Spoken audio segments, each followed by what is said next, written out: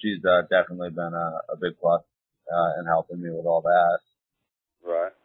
A lot of times, excuse me, a lot of times whenever I have certain questions, stuff, I'll go to Jerry Floyd. He's the go-to that married Debbie and I a couple of years ago. Matter of fact, tomorrow's our anniversary, our second-year anniversary. Congratulations. And thank you. I'm a very blessed man.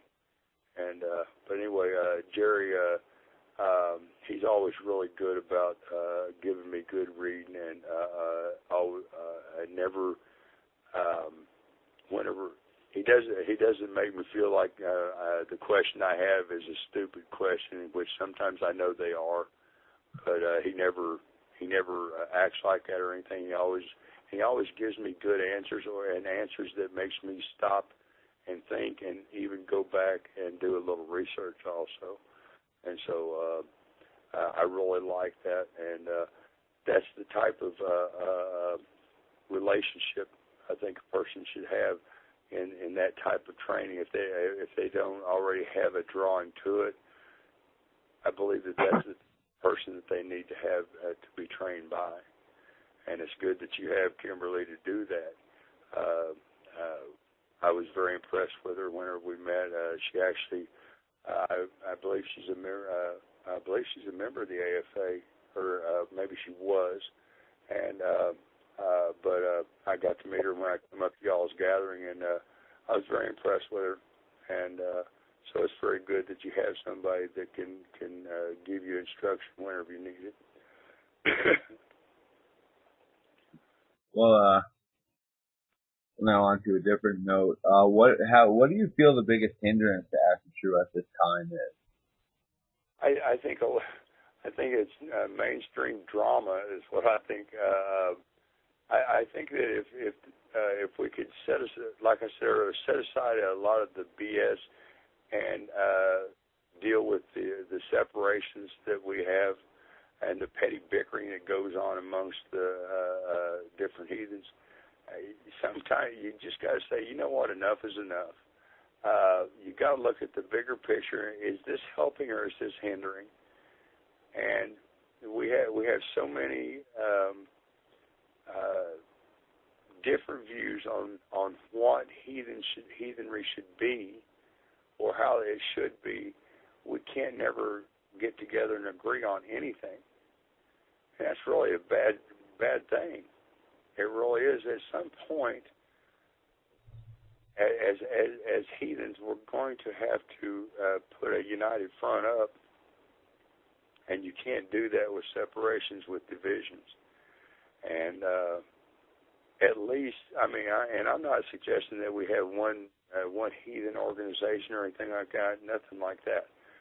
But we have to be able to work together for the common good of us all.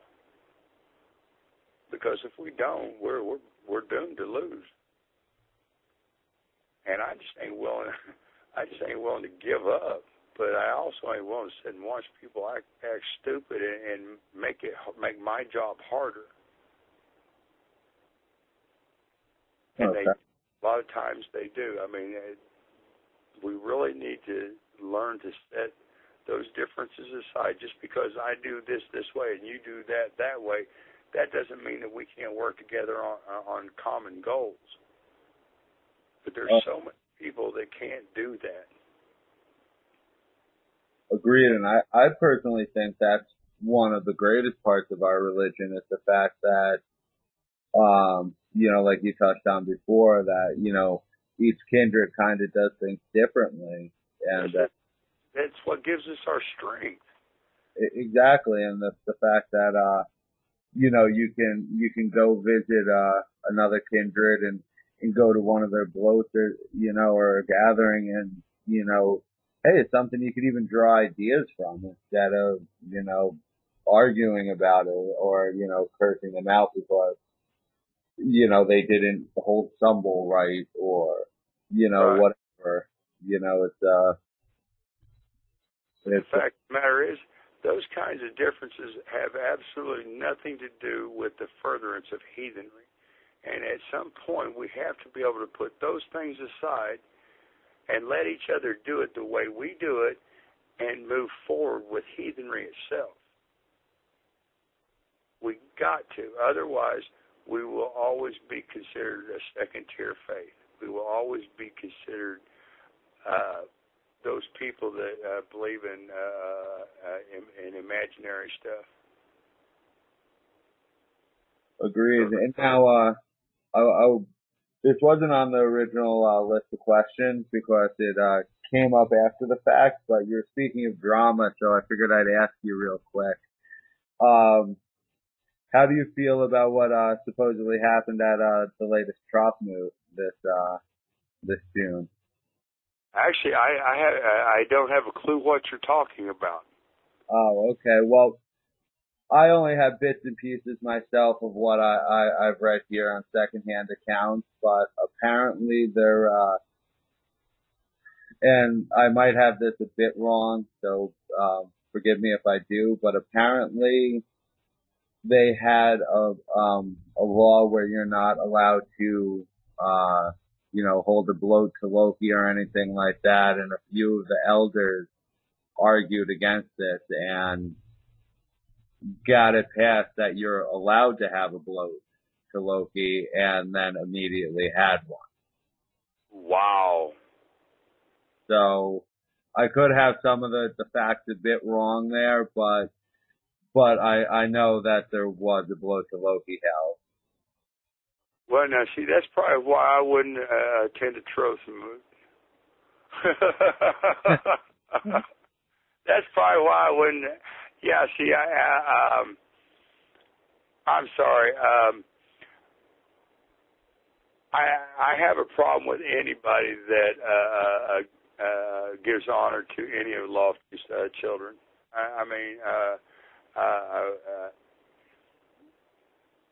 No. I mean, excuse me, Lofty's son or any of his children. No, I don't see that. And the fact of the matter is that well, I will walk away from something like that. If that was brought up at a gathering, that no, I'm sorry, I can't stand, and I will not stand over a horn with that under any conditions. That's something I feel very strongly about. I'm sure there's a lot of people out there will disagree with me and may even have something to say about it, but you know what? It's my opinion, and I can have it. So. Well, I for one agree with you, Greg, and that's. I can't believe that they actually made that a rule. But I see you have to realize that the Troth has always or has become a very and see, I hate using the term universalist, but I mean they're so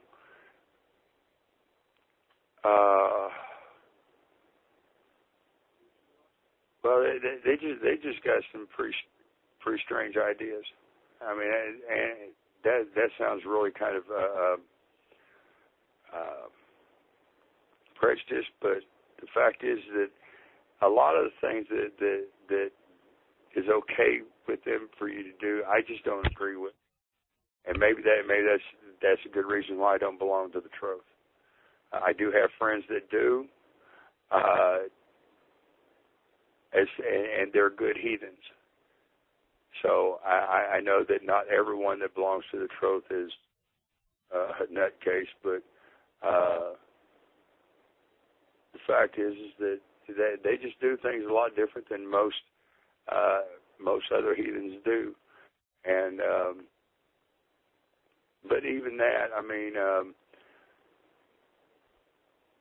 I couldn't stand and stumble with those people or stand and bloat with them doing that, but I could put that aside long enough for us to stand up together for heathenry.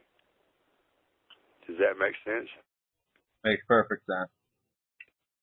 Because the fact is my main goal, whether I belong to the AFA or whether I sit here in Enid, Oklahoma and do it all by myself, is the furtherance of heathenry. I believe honestly that that's what I'm here to do. The gods and goddesses, they take good care of me. They bless me on a daily basis. They've given me a woman that not only believes but supports what we do. She is probably one of the best ladies of the hall I could ever have asked for. And they've blessed me with good friends such as yourself and your wife and my friends in Oklahoma City with the Franks and all the other kindreds that I mentioned earlier. I've been blessed very much.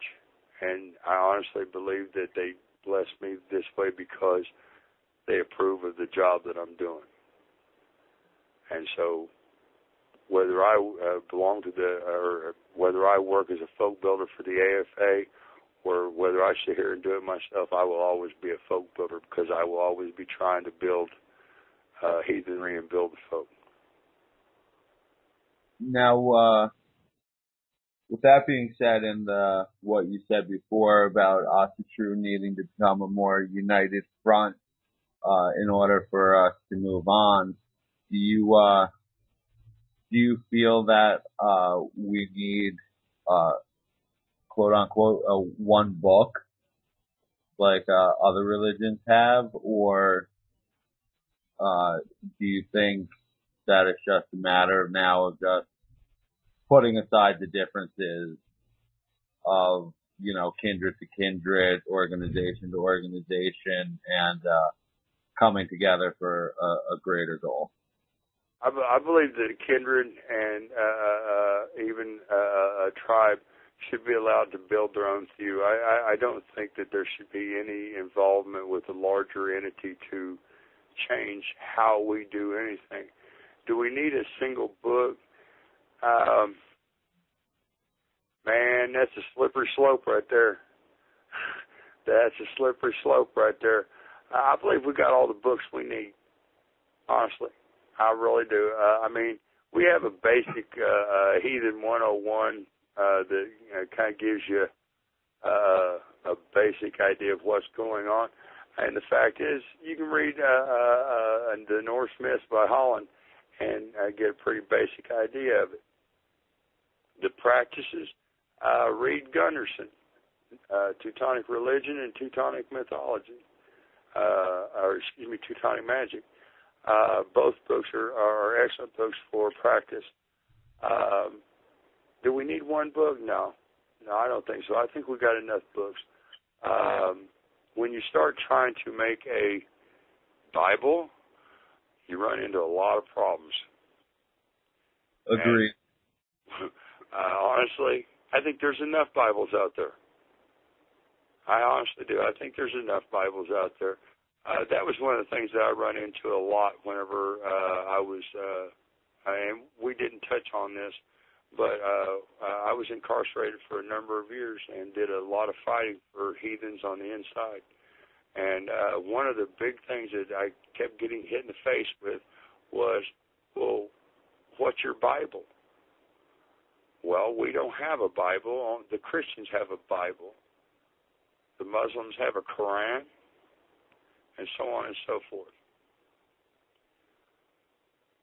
We don't have our practices, and the bad part of this is they sit and ask you for something they know you ain't got, and never will have, because they have destroyed damn near every piece of information about our belief. Now, of course, your little chaplains and your little preachers and ministers, they don't necessarily know all that information, but they know some of it. The fact is that we don't need a Bible. The Poetic Edda and the Prose Edda, kind of iffy on the Prose Edda, but the Poetic Edda, it gives you pretty much the basics that you need to know about heathenry. And then, like I said, Gunderson's really good for practice.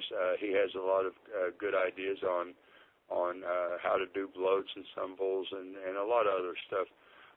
Thorson is great with the runs. I can't think of too many other ones that I would promote, but those there I believe are probably standard. Teutonic Mythology is also